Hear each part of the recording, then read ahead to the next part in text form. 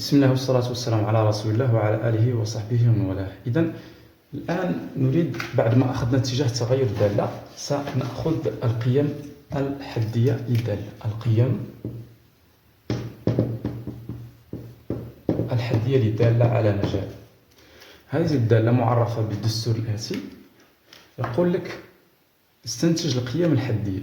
أولا لاحظ أن هذا السؤال إما أنه يأتيك بعد جدول التغيرات كما تلاحظ، أو يأتيك بعد التمثيل البياني، يكون عندك التمثيل البياني للدالة F.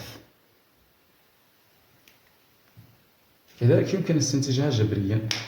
إذن أولا نمر بجدول التغيرات. كيف نعرف القيم الحدية؟ القيم الحدية هي التي يكون عندك فيها تغير في اتجاه التغير، يعني هكذا متزايدة ثم تتناقص، أو تتناقص ثم تتزايد، هكذا نعرفها في المنحنى.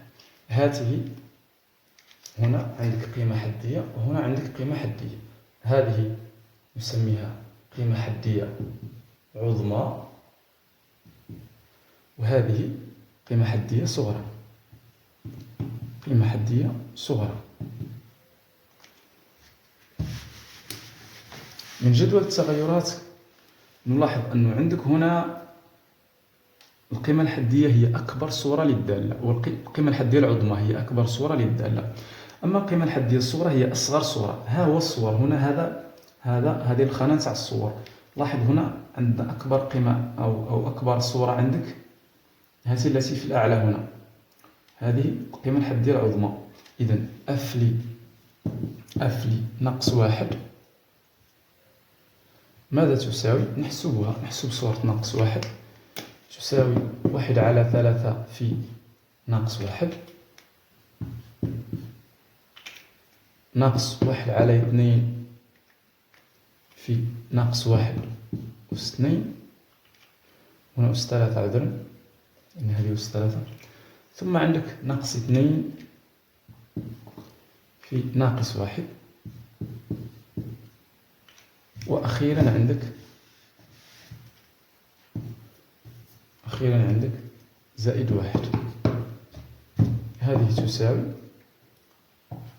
ناقص 1/3 ناقص 1/2 زائد 2 زائد 1 تساوي. إذن هذه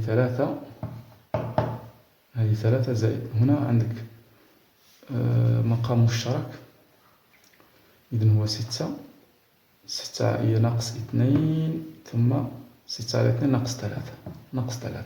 إذن ناقص 5/6 ناقص 5/6 ويساوي 18 ناقص 5 هي 13/6. إذن هذه هي القيمة الحدية العظمى. إذن 13/6 قيمة حدية عظمى لأف على R. هكذا نكتب. الآن القيمة الحدية الصغرى أيضا.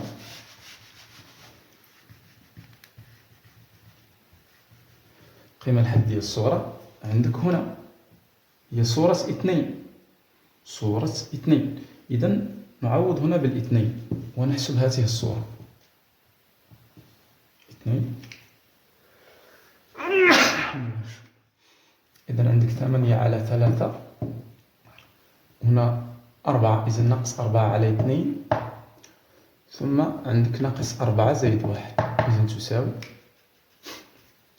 8/3 ناقص 2 مع ناقص 4 ناقص 6 زائد 1 ناقص 5. ناقص 5 تساوي ناقص 15 زائد 8 ناقص 7/3.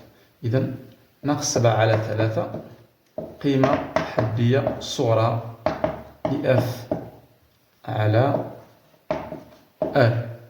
نقول تبلغها الدالة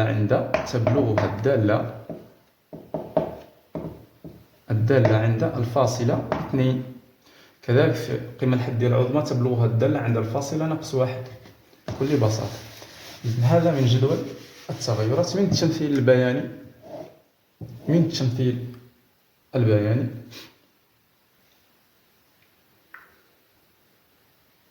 مثلا هكذا. ثم هذا. من التمثيل البياني عند هذه النقطة هنا، هذه الترتيبة هي القيمة الحدية العظمى، هي القيمة الحدية العظمى. وهذه هنا عند هذه النقطة لاحظ هذه الترتيبة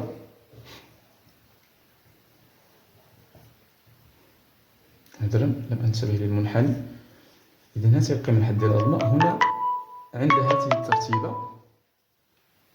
الترتيبة هي القيمة الصغرى، القيمة الحدية الصغرى.